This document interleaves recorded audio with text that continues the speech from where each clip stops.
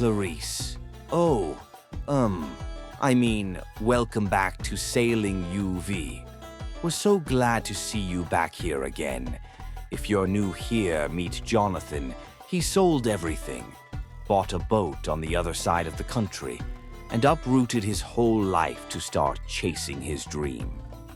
Join us as we try to find some entertainment in watching him attempt to restore this neglected boat and sail it around the world. No, literally. He's literally planning to sail this thing around the globe. I believe we'll certainly be able to find some entertainment in this. In this episode, it looks like he found his way into the engine compartment. Here we go. Bring me that popcorn.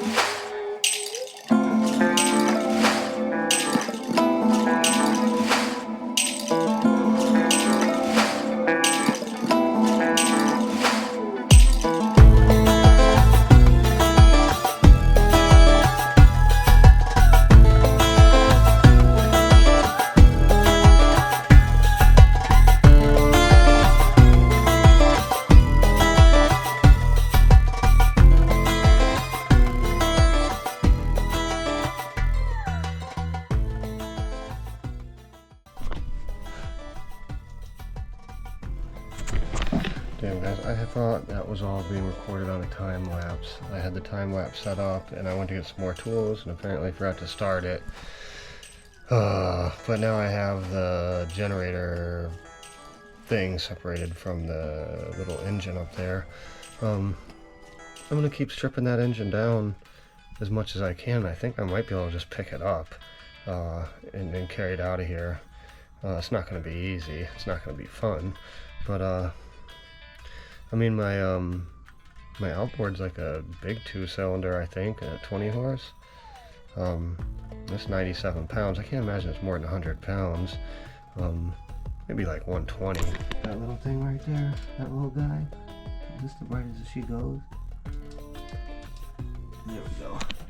So maybe now you guys can see a little better. I got the generator part separated from the engine. I'm gonna lift that out as soon as I clean this, move some of this mess, and then I'm gonna try to pick that engine up. I'm gonna try to unbolt that in. Well, I'm gonna take the fuel pump, the mechanical fuel pump off, and I'm gonna unbolt every little part and piece I can, obviously, to reduce the weight, and then I'm gonna try to pick it up, the flywheel, everything separately, and then I'll try to pick it up out of there. I gotta go out to the van eventually here and get a Tupperware bucket or something to put this in, and then find somewhere to go and scrap it. That engine's probably good. I wish these videos were up to date, because somebody might want that. This only has 1,000 hours, but it has been neglected. I'm guessing neglected to death. Definitely death now, because I'm just gonna scrap it. But maybe somebody will pick it out of the junk and try to do something with it. I don't want anything to do with it, because I could see the water line where this boat was, and it's right below that big cluster of wires right there is where the water was. You can kind of see it on the side here, that dark line, and that bunch of goop right there by that hose. Basically right where that hose drips, and there's a bunch of black shit on the wall. That's where the water level was in this engine compartment. So you can imagine that little guy was completely submerged except for a valve cover. Yeah, I'm not messing with that. When I pulled all the piping off, it was just black, disgusting water. Everything is corroded. Half the hose clamps break when you turn them. The weird thing is a lot of the bolts are coming out, knock on wood, so easy. And they're in great shape. They're all stainless, so I'm going to keep a lot of those little nuts and bolts. You guys know I will. I'm going to set the time lapse up this time for sure, and then we'll get these chunks out of here.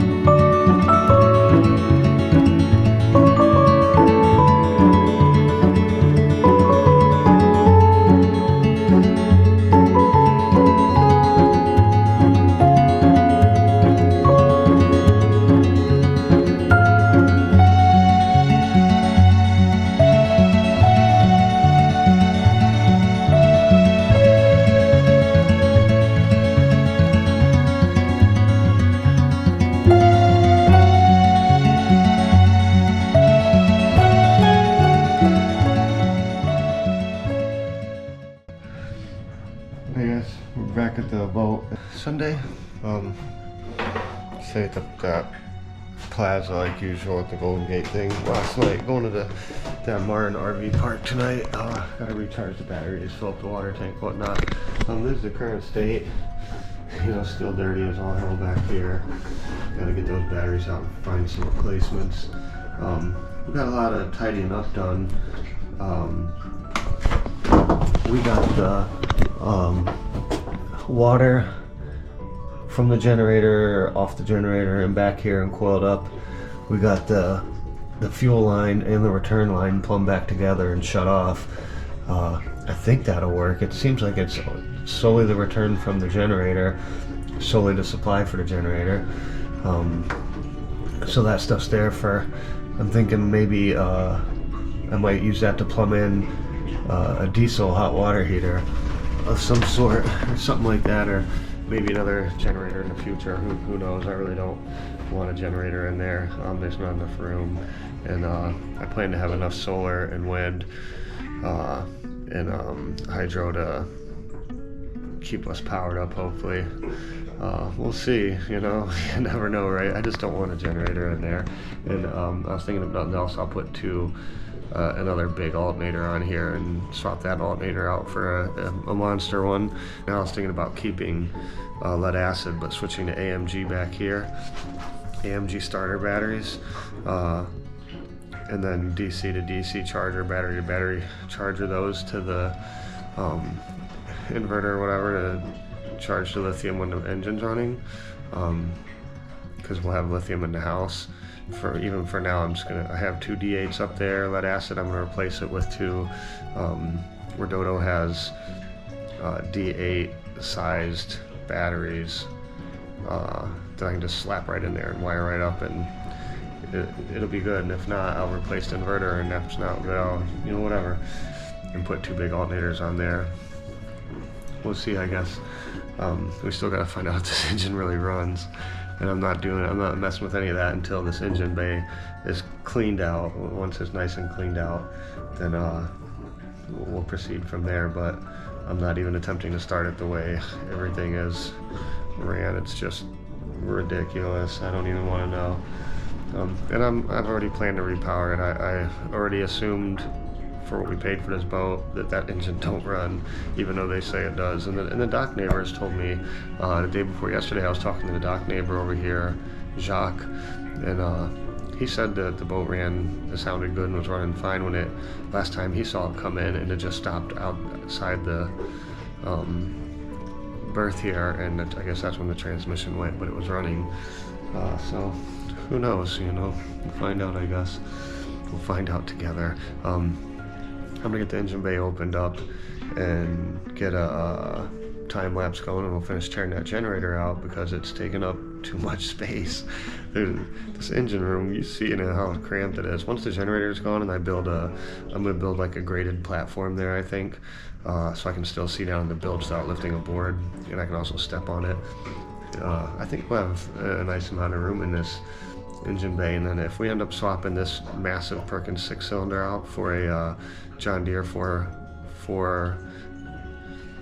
I forget what it was called, a 450 or something, I don't know, but it's a 4-cylinder turbocharged John Deere that the shop is recommending I could slap right in here in place of this monster. And it actually weighs about the same, maybe even a little more than that, which is crazy. But whatever, I'll slap it in here and it'll bolt right up to the transmission, they say. So might have to fabricate some engine mounts, or maybe it'll shoot close, I don't know. We'll find out again together. Sorry, I'm a dumbass, I know. I'm gonna set up a time lapse and we'll get this rest of this generator out.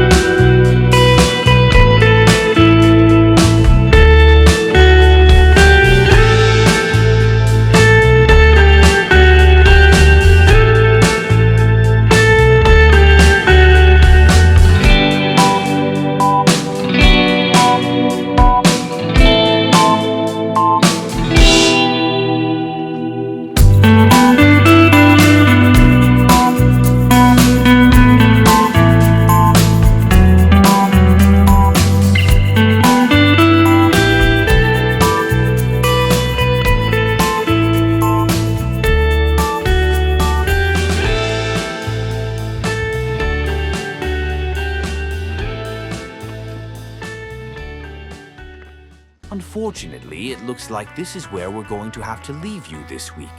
We hope you've enjoyed the video and will return next week to see the progress continue. He can't be far from attempting to start this engine. Keep in mind, we're just in the beginning stages of a massive adventure. Not that this hasn't already been a massive life-changing adventure to begin with. I think it takes a lot of courage to completely change your way of life and start chasing your dreams. Don't forget to like and subscribe. If you've really enjoyed the content, you can always join us on Patreon, where you receive real-time updates, live video, chats, sailing UV merchandise, early ad-free videos, and more. Until next week, goodbye.